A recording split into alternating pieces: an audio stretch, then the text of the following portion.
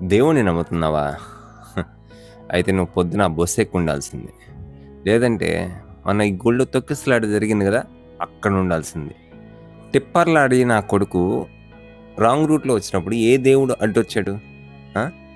అక్కర ఆ బస్సుని గుద్ది వాళ్ళ మీద పడి ఎంత అల్లాడి చనిపోయారో తెలుసా? అప్పుడు ఏ దేవుడు ఆపాడు? ఎక్కడున్నాడు దేవుడు? ఆ! పొద్దున్నే లేచి స్నానం చేసి దేవుడికి బొట్టు పెట్టుకొని మరి బయలుదేరతారు కదా! ఆ! ఏం జరుగుతది బయటికెళ్తే?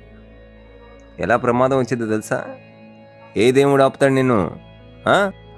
ఆ బస్సు ఎక్కిన పాపానికి ఆ! ఒక్కొక్కరు ఇనప రాడ్లు గుచ్చుకొని ఇబ్బంది పడుతున్నప్పుడు ఏ దేవుడొచ్చాడు?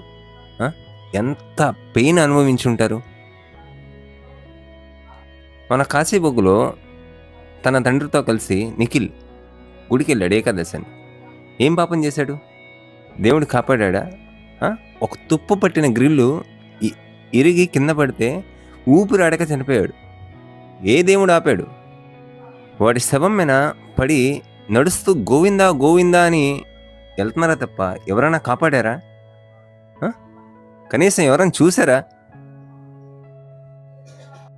ఆ దేవుడే ఉంటే ఆ ఇనప గ్రిల్లు పట్టుకోవాల్సింది గదా! పట్టుకున్నాడా? పట్టుకోలా. చనిపోయాడు. దేవుడు గుళ్ళలో, గోపురాల్లో, మత గ్రంథాల్లో లేడు. ఉన్నాను నమ్మకు.